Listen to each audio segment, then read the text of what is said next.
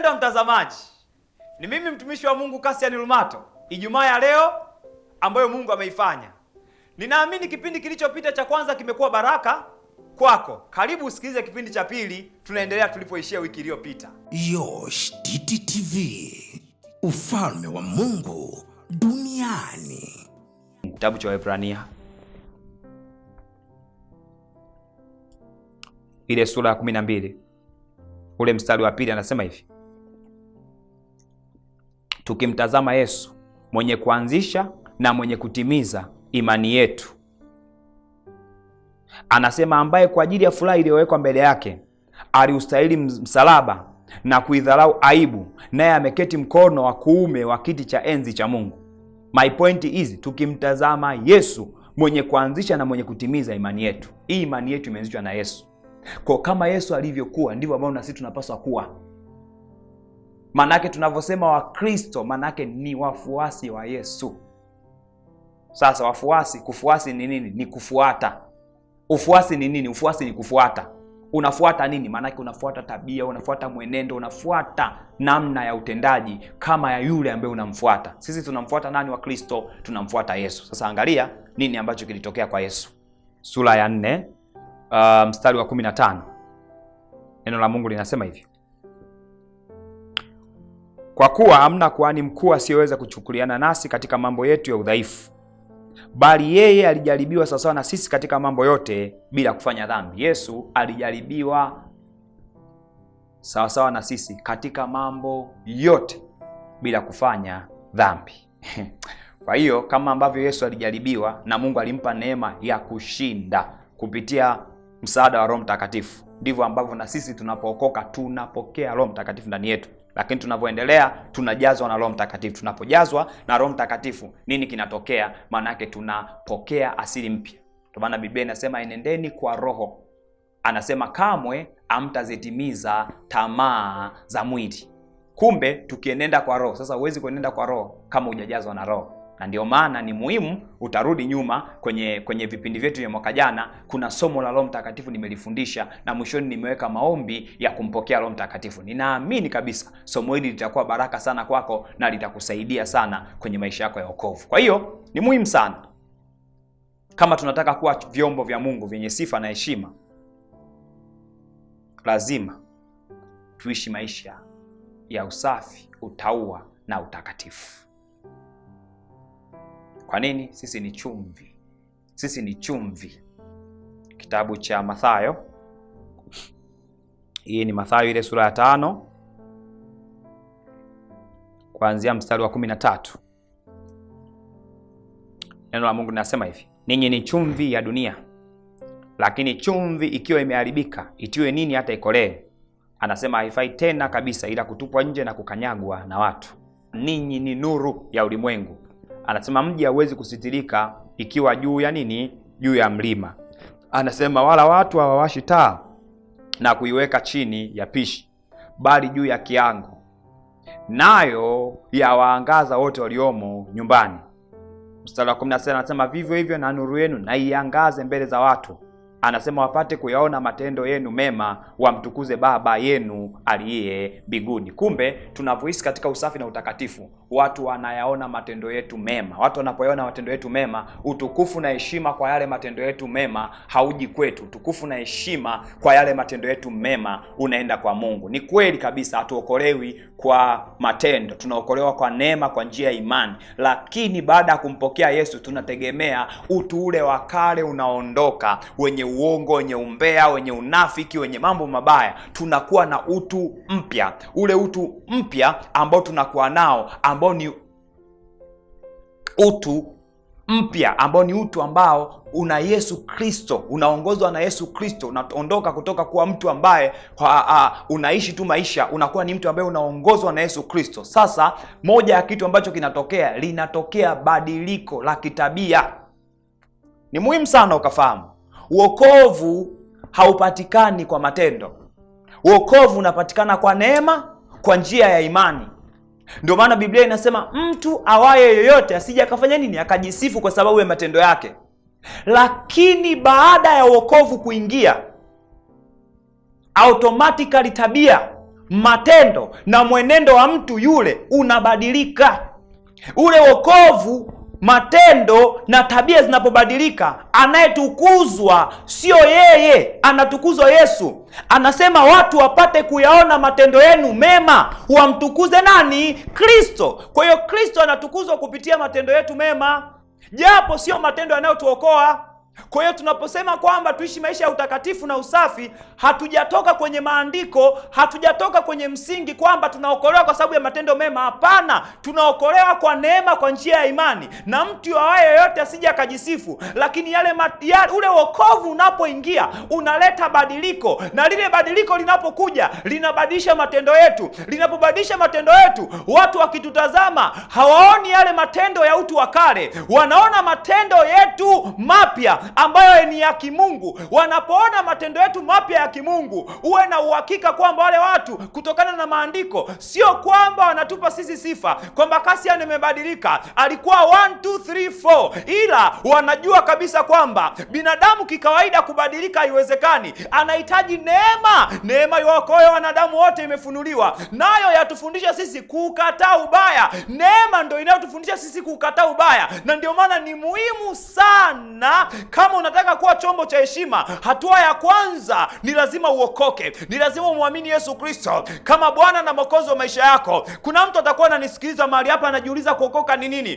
Kuokoka ni kumwamini Yesu Kristo moyoni mwako, ya kwamba alikuja duniani kwa ajili yako, akateswa kwa ajili yako, akafa na akafufuka, na kumkiri kwa kinywa chako. Kwa sababu Warumi sura ya 10 mstari wa 9 na wa 10 inasema, kwa sababu ukimwamini Yesu Kristo moyoni mwako kuwa ni Bwana na kuamini ya kwamba Mungu alimfufua katika wafu, anasema utaokoka. Mstari wa 10 anasema, kwa maana kwa moyo mtu uamini hata kupata haki, na kwa kinywa mtu ukiri hata kupata wokovu. Kwa hiyo neema ndio inayotufundisha sisi kukataa ubaya. Baada ya kuipokea ile neema, moja ya kitu ambacho kinatokea, tunaukataa ubaya, tunakataa tamaa, tunakataa vitu viovu. Tunapokataa vitu viovu, watu wanaotutazama hawatuoni sisi, wanamuona Yesu. Wanapomuona Yesu, wakiyatazama matendo yetu, hawatupi sisi utukufu, wanampa Yesu utukufu. Anasema wayaone matendo yenu mema na wamtukuze nani? Yesu. Kwa hiyo Yesu anatukuzwa kupitia matendo yetu. Kwa hiyo usikae tu na uovu, usikae tu na mambo yako mabaya ukasema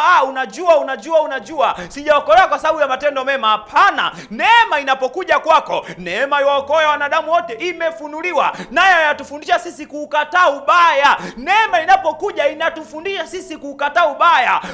Inapotufundisha sisi kukataa ubaya, manake ubaya unaondoka kwetu. Kama ubaya unaondoka kwetu, manake kuna kitu kingine kinaingia. Kile kitu kinachoingia kingine ni nini? Unaingia usafi, unaingia utaua, unaingia utakatifu. Unapoingia huo, watu wanayatazama matendo yetu mema. Wanapoanza kuyatazama yale yetu matendo yetu mema, nini kinatokea? Wanamtukuza nani? Kristo. Kristo anavyozidi kutukuzwa kupitia maisha yetu, ndivyo ambavyo Mungu anatuhesabu sisi kuwa watumishi wake, na ndivyo ambavyo anazidi kutuhesabu sisi kuwa vyombo vyake vya heshima. The more Yesu anavyozidi kuwa glorified kupitia maisha yangu, ndivyo ambavyo Mungu anazidi kunitazama kama mimi ni chombo cha heshima. Manake ni kwamba watu wanapomuona Yesu kupitia maisha yangu, watu wanapomuona Yesu kupitia matendo yangu, watu wanapomuona Yesu kupitia mwenendo wangu, kuna kitu kinatokea. Yesu anatukuzwa. Baada ya Yesu kutukuzwa, nini kinatokea? Baada ya Yesu kutukuzwa, kuna jambo linatokea. Ni nini? Naendelea kusafishwa kuwa chombo chenye thamani. Mungu anaponitazama hanitazami kawaida tena, ananitazama kama chombo chenye heshima kilichotengwa kwa kazi maalum. Jina la Bwana libarikiwe. Haleluya, haleluya, haleluya. Nafikiri ndio maana Mtume Paulo alimwagiza mtume wake Timotheo, akamwambia mtu awaye yoyote na asiudharau ujana wako. Anasema bali uwe kielelezo kwa waaminio. Sio tu wasioamini, hata wanaoamini wanahitaji kuwa na kielelezo. Anamwambia katika usafi, anamwambia katika mwenendo, anamwambia katika usemi. Jina la Bwana libarikiwe. Haleluya, haleluya, haleluya. Jambo la pili litakalokufanya kuwa chombo cha heshima ni moyo wa huruma. Watu wa Mungu ni watu wenye moyo wa huruma. Nimeangalia kwenye maandiko nikagundua watu wote wenye mioyo ya huruma kwa watu, wanawapenda watu, wanawaheshimu watu, ndio watu ambao Mungu anawahesabu kama vyombo vya heshima. The heart of compassion. Hapa tunamtazama Bwana Yesu mwenyewe, sio mara moja wala mara mbili. Biblia inasema akawaangalia, akawahurumia. Kitabu cha Mathayo ile sura ya 9 mstari wa 36 mpaka 38, neno la Mungu linasema hivi: na alipowaona makutano aliwahurumia, kwa sababu walikuwa wamechoka na kutawanyika kama kondoo wasio na mchungaji. Ndipo alipoambia wanafunzi wake, mavuno ni mengi, lakini watendakazi ni wachache. Basi muombeni Bwana wa mavuno apeleke watendakazi katika mavuno yake. Njia ya kwanza ni huruma. Kuna compassion ambayo mtu wa Mungu anayetaka kuwa chombo cha heshima anatakiwa awe nayo kwa watu. Imagine Yesu aliwaona makutano walivyotawanyika. Biblia inasema akawahurumia. Mahali popote ambapo Yesu aliwaponya, Biblia inasema aliwahurumia. Mahali pengine Yesu alikaa na wanafunzi na makutano muda mrefu, baadaye akawaona wajala, akawaona hawa watu wana njaa. Nafikiri kitabu cha Mathayo hii sura ya 15 kuanzia mstari wa 32. Yesu akawaita wanafunzi wake akasema, na wahurumia makutano, kwa kuwa yapata siku 3 wamekaa pamoja nami, wala hakuna kitu chakula. Tena kuwaaga wakifunga sipendi, wasije wakazimia njiani. Angalia Yesu, he was very concerned with others. Yesu alikuwa na maisha ya kutazama wengine. Aliwaona wale kama makondoo ambao wamekosa mchungaji. Baada ya hapo alipata maombi ya kuwaombea. Wewe kama mtu wa Mungu, kuna watu ukiwaona hawako katika namna, au ukikaa ukiwatazama unaona baada ya muda fulani hao watu hawatakuwa sawa. Je, una mzigo wa kuwaombea watu hao? Yesu alipowaona wale makutano wamekuwa kama watu waliokosa mchungaji, hakusema tu watu waache, bwana, mimi nafanya kazi kilionileta hapa, baada ya hiyo kazi nitaondoka. Yesu anasema tumuombe Mungu alete watendakazi, maana mavuno ni mengi, watendakazi wachache. Hii inaonyesha Yesu alikuwa na moyo wa huruma. Hii huruma sio ya kutengenezwa. Sasa leo tuna watu wangapi ambao wanamtumikia Mungu lakini hawana huruma na watu? Angalia, Yesu amekaa na watu siku 3, anasema, Bwana, nikiwaambia watu waondoke waendelee kufunga, mimi naondoka, tukiachana nao wasije wakaanguka njiani. Ilikuwa ni huruma. Yesu anawaangalia wale makutano, anasema wasije wakaenda wakaanguka njiani. Sasa kama unataka kuwa chombo cha Mungu cha heshima, lazima uwe na huruma kwa watu. Lazima uwahurumie na uwapende wale watu. Upendo ndio unaoleta huruma. Mtu ambaye unampenda anapopatwa na mabaya, sometimes ukimuona unaweza hata ukalia. Nini kinachokufanya ulie? Ni kwa sababu ya ule upendo ulionao. Kwa ukimuona anapitia mabaya, huruma inaingia ndani yako. Kama tunataka kuwa chombo cha Mungu cha heshima, we must have compassion. Lazima tuwe na moyo, the heart of compassion, tuwe na moyo wa huruma. Sasa moyo wa huruma unaletwa na nini? Moyo wa huruma unaletwa na upendo. Ndio maana ni muhimu sana, ni muhimu sana. Unataka kuwa mtumishi wa Mungu, unataka kuwa kiongozi, lazima uangalie haya maamuzi ninayoyafanya hapa, impact yake itakuwa vipi kwa watu wangu. Angalia, Yesu anaonyesha uongozi mkubwa sana hapa. Anasema tusije tukawaacha hawa watu wakaondoka alafu wakaazimia njiani. Manake Yesu anaogopa kufanya maamuzi ya kuwaambia watu watawanyike kabla ya kuwapa chakula. Nini kinachowafanya hivyo? Ni huruma. Na anasema kabisa, nimewahurumia watu hao, wamekaa siku 3 na sisi bila kula. Mimi nimekuwa ninamuomba Mungu ile huruma aliyokuwa nayo Yesu na mimi niwe nayo. Japo najua mimi ni mwanadamu, lakini natamani kwa kile kidogo nilicho nacho, kwa ule uwezo mdogo nilionao, na mimi niweze kugusa maisha ya watu wengine. Yesu aliwahurumia makutano, akawaita wanafunzi wake, akawaagiza, Bwana, tuwaombea hawa watu, wamekuwa kama kondoo asiye na mchungaji. Tumwombe Bwana awape watendakazi, maana yote haya ni mavuno. Nini anasema? Nimewahurumia, wamekuwa kama kondoo wasiokuwa na uchungaji. My point is the heart of compassion. Una moyo wa huruma ndani yako? Are you concerned with others business?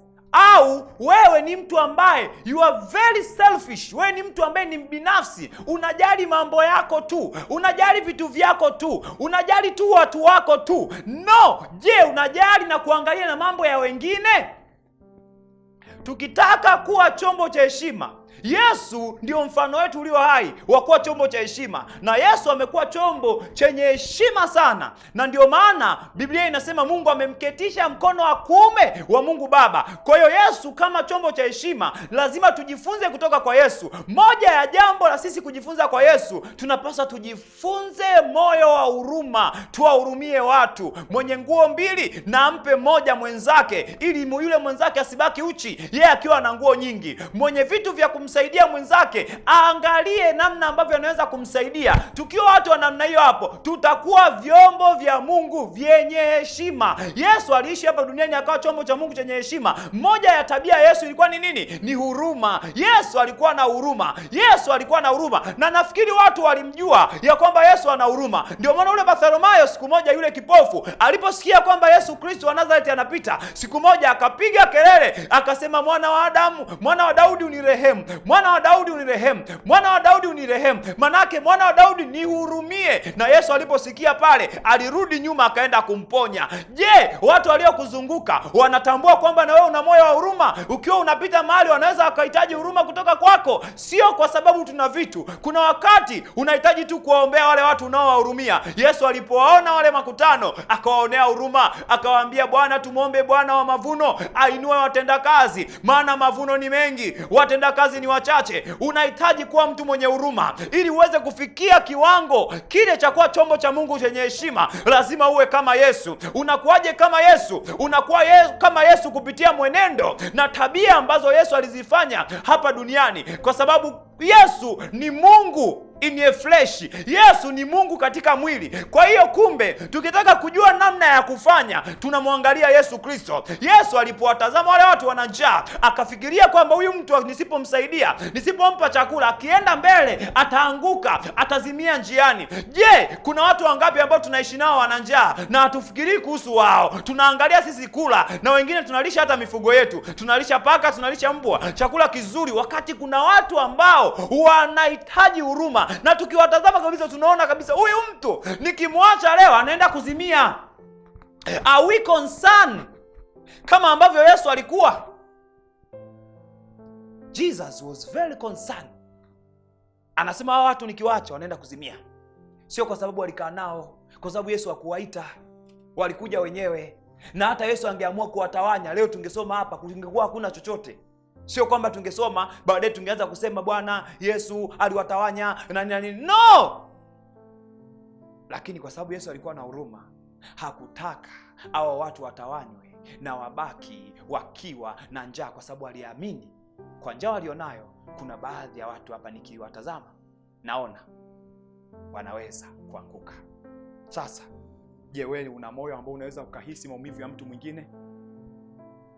Una macho ambayo anaweza akaona maumivu ya mtu mwingine? Au upo tu kwa ajili yako? Maisha yanakamilika pale ambapo sisi tunakuwa sababu ya watu wengine kupona, na tunakuwa sababu ya watu wengine kufurahia maisha kwenye ulimwengu. Mungu anatamani kututumia sisi. Ndio maana kuna mahali anasema, Yesu alisema, kuna watu watakuja watasema, Yesu atawaambia, Bwana, nilikuwa gerezani hamkuja kunitazama.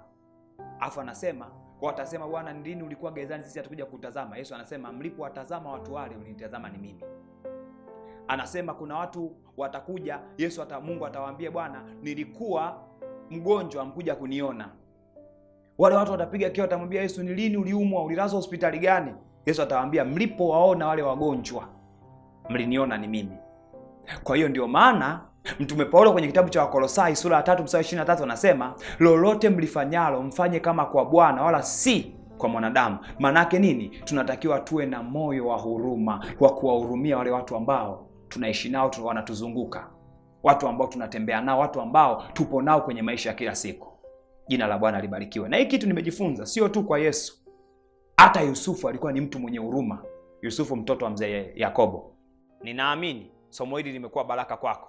Na ninaamini kabisa ya kwamba kuna mambo umejifunza na unatamani kutengeneza maisha yako. Kama ndiyo, unaweza ukanifuatisha sala hii. Sema: Bwana Yesu, asante kwa kunipenda na kukubali kufa msalabani kwa ajili ya maisha yangu. Leo ninakuja kwako. Ninaomba unisamehe dhambi zangu zote nilizozifanya kwa kuwaza, kwa kunena na kwa kutenda. Nimekuamini kwa moyo wangu na ninakukiri kwa kinywa changu. Uwe Bwana na Mwokozi wa maisha yangu katika jina la Yesu. Bwana, nijaze na Roho wako Mtakatifu. Nipe mwanzo mpya, nipe mwenendo mpya katika jina la Yesu. Amen. Mungu akubariki sana. Hiki ni kipindi chetu cha pili.